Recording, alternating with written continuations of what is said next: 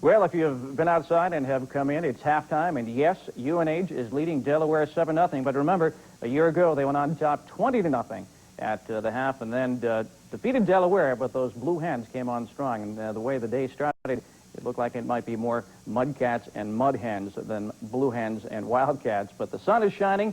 The home team's on top, and Dick Lutz and Jeff Peterson. I think the umbrellas have been put away, and we're ready for second half action. How about some highlights of that first? Hi, my name is Jim Powers. I'm a resident of Ridgewood, New Jersey. I grew up in Red Bank, New Jersey, which is in Monmouth County. I graduated from Red Bank Regional High School in 1988. I went on to the University of New Hampshire from 1988 and graduated with a degree in business administration in 1992.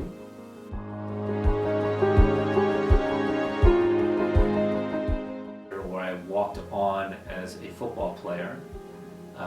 What a walk-on is, they are a player that has been invited to camp but have been not granted any scholarship money.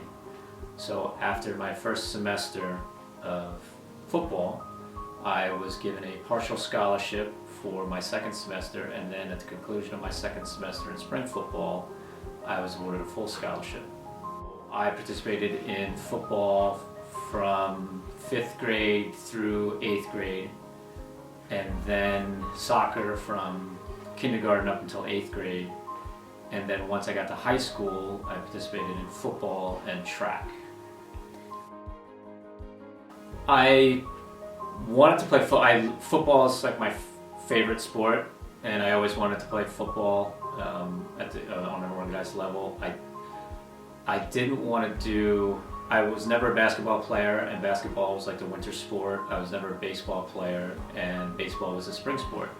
So it just so happens when I decided to try out for the indoor track team on a whim, I went out and found out that I was really good at running. I didn't like the long distances. As far as I liked to run was the 800, which was, 5 laps indoors and 2 laps outdoors. That was about the length of race that I was going to do.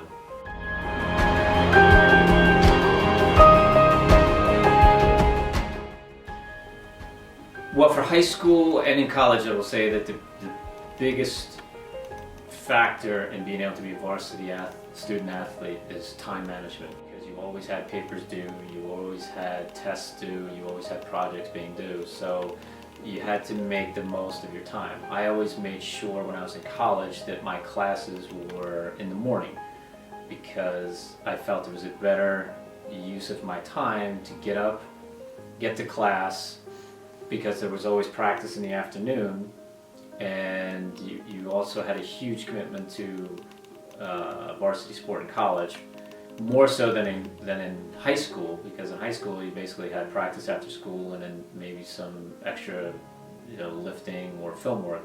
In college you had predetermined times. You had to be at the facility, you had to do your weightlifting, you had to do your you had practice for 2.5 hours, then after practice you had film study, and then it was just a huge commitment. And making sure that you were very conscious of what your time and what your schedule was very important. In motion for Delaware's Little. Bergantino to throw on first down, batted in the air, intercepted by the Wildcats. Jim Powers, I believe, on the far side. No, they're going to call it incomplete. The Wildcat coaching staff does not like the call. They come halfway onto the field. It was Jim Powers who had his hand on the ball. Let's check the replay and see if, in fact, that ball hit the ground before Jim Powers was able to cradle it in. Oh, that was close. We're going to have to watch and see very, very closely after the tip. Bergantino looking for the open man. He's kind of hurried a little bit, and it's really hard to see, but, oh, it looks like an interception from here, but again, tough call. As an athlete at the University of New Hampshire, I always woke up probably between 6:30 and 7 o'clock in the morning. And then I would make my way to the dining hall if I were living on campus, or I would make my own breakfast when I was living off campus. I usually would have a class sometimes at 8 o'clock in the morning, or I may have a class at 10 o'clock in the morning. I always had, most of my days, I would have 2 classes a day. We usually had 4 classes per semester, not including any labs or any other extracurricular we had to do for classes. So typically I would make sure that my classwork was done by noon to 1 o'clock. Then I would go to the dining hall and have lunch, because practice usually began sometime around 4 o'clock to 4:30, and would go from 4:30 till maybe 6 or 6:30. We also had 3 days a week we had to do weightlifting. So on the days we had to do weightlifting, I made sure that my class schedule reflected the time where I could get to the facility to weightlift, and then get to my class, and then have, be back in time for, lunch, or, if I had a lab to do, and, then get back to the facility for practice. And then after practice, usually either went home or went to a dining hall to make dinner. And then after dinner was usually study time, whether it was for an upcoming exam, for writing a paper, for group work on a project. And then usually, if that happened, it was always at the library or somewhere on campus, like a media center on campus. That would usually go until maybe 10:30 at night, and then usually the facility was closing. We would head back to the apartment, or head back to my dorm about 11 o'clock. If I was able to do any more studying then, do some studying then, maybe some socializing. Always make sure that I was in bed before midnight, because I knew that my day was, going to be an early one the next morning. We were always, as student athletes, we always had to maintain a high GPA. We couldn't, attendance in classes was mandatory. Teachers and professors always knew who the student athletes were. They always reported back to our coaches and administration if there was anybody missing class or handing in late assignments. So we were always under the watchful eye of not only the athletic department, but also under the administration. We were kind of held to a higher standard, and we knew that. So we knew that in order for us to, it was a prerequisite that if you blew off your classes or you were not doing your schoolwork, that you would not be a player. As a student athlete, we were held to a higher standard. We were always under the impression, not only from the athletic department, but from the administration, that we were under scrutiny at all times, and that whether some people were accepting of that or not, it depended upon the person. I always held myself to a representative of the university, and I was very cognizant that I was always under the watchful eye, not only of my professors, but also by the athletic department and the coaches. So any slip up in the classroom, any slip up in social life was definitely going to find its way back to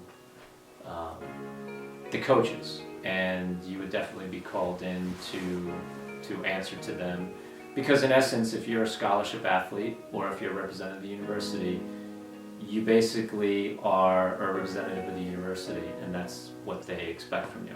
I do think that being a student athlete helped me in the job market, because I think that when an employer sees that you're a student athlete, they know the time constraints and the time management skills that go into that. I remember being asked on an interview what it was like to be a college athlete, and I told them that it was a tremendous value to me, because it allowed me to manage my time very wisely, because I always knew that whether I had an hour of free time or a test or a project wasn't due for a week, that I didn't really know what the expectation was as far as between now and then if something new came up. So I always took it upon myself to finish assignments early and on time, and to utilize every possible, hour or every free hour that I had to do something, as far as whether it was school related or athletics related. It could have gone either way, and unfortunately for the Wildcats, it went Delaware's way. Second down, Bergantino to throw. Oliva chases and misses. Bergantino looks back across the grain, throws into traffic. Intercepted by Powers. He doesn't drop this one. Jimmy Powers has the ball for the Wildcats, and they take over at the 22-yard line. What I've learned about being a student athlete that has helped me in life is the level of commitment that you have to being a student athlete, and the level of being held accountable. I always felt that being a student athlete at the University of New Hampshire was an honor for me, because not only were they paying for my education, but they put a lot of faith in me that I felt I had to repay to the university. I also felt that it was going to help me later in life. I was going to utilize my standing as a student athlete at the University of New Hampshire in my next phase of my life, which was going out into the real world and getting a job. I have relationships with coaches and teammates to this day, which is over 24 years ago. And I feel like a special bond with those people because of all this time that we spent together, whether it was studying or practicing or just living regular university life. So it was a blessing for me, and I felt like I got a lot out of it, as well as, for what I put into it. I felt like I got my money's worth, and I felt like I got a lot out of it. It was one of the most rewarding experiences I've ever had.